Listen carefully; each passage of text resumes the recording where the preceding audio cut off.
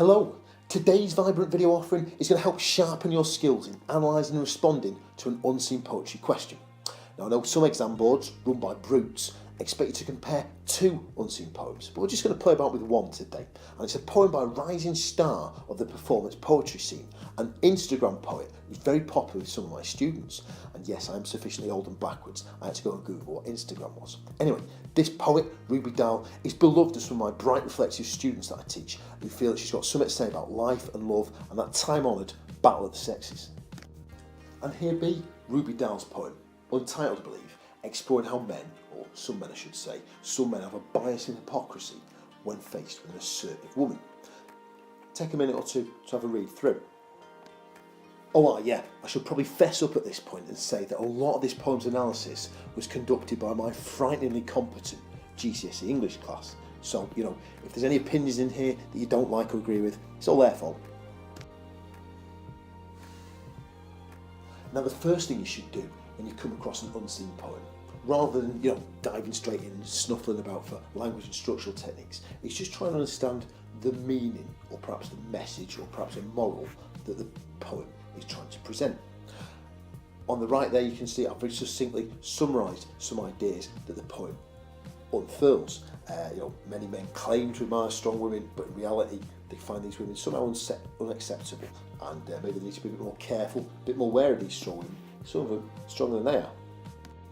The other thing you should do before you go bobbing about in the poem for language instruction is to read the exam question, because that's going to determine what you're looking for in the poem. This time the question is thus: how does the poet present ideas about men and women? Now of course, if your exam board is one of those nasty ones like in Excel, which makes you look at two poems and compare them, the question might be framed that little bit differently. But in view of this question, with the key focus on men and women, I've been busy with my paintbrush, winkling out bits in the poem that are going to help me answer that question. We'll put Dhal's poem now under the literary microscope and start looking at how language and structure operate in this poem to convey ideas about men or women or both. Well, first we're going to lock on that verb preach, because of course it says that these men preach. Preach means to speak loudly and publicly. These men aren't hiding their public views about strong women. But if we take our literary scalpel to preach, cut it open and let the connotations ooze out, we can see there are religious connotations to this word preach. Think of a preacher in a church or temple. Why is this significant? Well, I reckon it suggests that these men want to appear moral or worthy or virtuous in their public opinions. And as I'm sure you know, the examiner is a very happy camper if you're looking at connotation and you're doing it in such a way that enhances the quality of your interpretation. We'll have a quick rummage in the poem's last lines now, see if we can link it back to that question, focusing on men and women.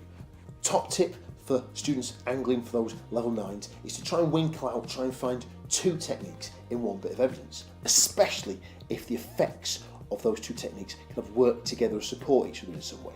What am I honking on about? Well, cop this. You've got the verb topple, and at the top there in black, I've just highlighted the enjambement, where one line flows onto the other without a punctuation mark slowing it down.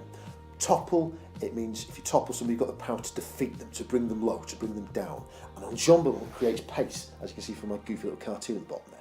So, I guess what this is suggesting is that some women have the power to bring men down, and they can do it very rapidly, very swiftly.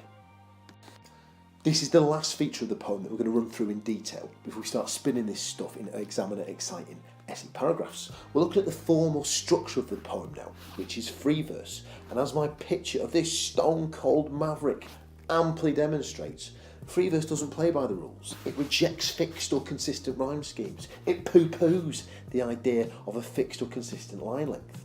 What's the effect of this? Well, don't forget we're looking at this poem in relation to that question on men and women. I think what the effect is here of using free verse is it kind of shows or telegraphs the narrator's defiance. They define men's fixed ideas of what a good or normal or ideal woman is. They're not playing that patriarchal game. As promised, now that we've looked at the poem in relation to that question on men and women, I've produced some exam paragraphs geared towards hitting those highest marks. Let's have a quick read. Dhal employs powerful verbs to present male behaviour. She states that they all preach about how attractive a strong woman is. This successfully suggests to the reader that some men may forcefully and publicly proclaim their love of independent women.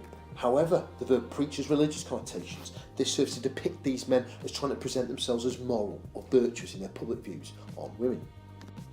I'm very briefly going to run through this paragraph now with my highlighter just to kind of identify the things that are making this response totally amaze cakes, stone cold level 9 winners.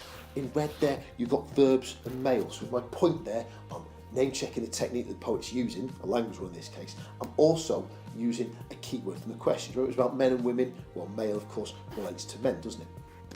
That second line with the green underlining, that's my evidence. And my evidence is a winner for 3 reasons. Firstly, because the evidence backs up or supports the point I'm making. Secondly, because I've embedded it into my own sentence. My words are, she states that, and then I launch into Dhahl's quotation. And finally, because, first of all, it was a massive King Kong sized quotation, and I've reduced it down to size, made it more manageable with that ellipsis, ... cut out a few words. Trust me, that's a judgment call that's rewarded by the examiner. Finally, the stuff in black highlights what I'm doing right in the explanation. I've highlighted successfully because I often get my students to lay on an evaluative adverb that makes them sound informed, like making a critical judgment on the text. Reader is just a silly thing that you've got to name check when you're working with an Excel exam board. You've got to refer to the effect on the reader, and I've just said what the effect is. It's showing that these men publicly proclaim their love for independent women. I've then gone with a connective, however, that's launching this alternative or deeper interpretation. I've locked on to the connotations of that word, preach, and of course I've said that emphasises that these men are trying to present themselves as moral. There's the repetition of to and less in this poem as well, and that's stressing the idea that some men see strong women as somehow abnormal or wrong. They deviate from the norm in some way, from expectation. Why is there a picture of me primed to tonk the bajingo out of a poem with a hammer labelled literary criticism?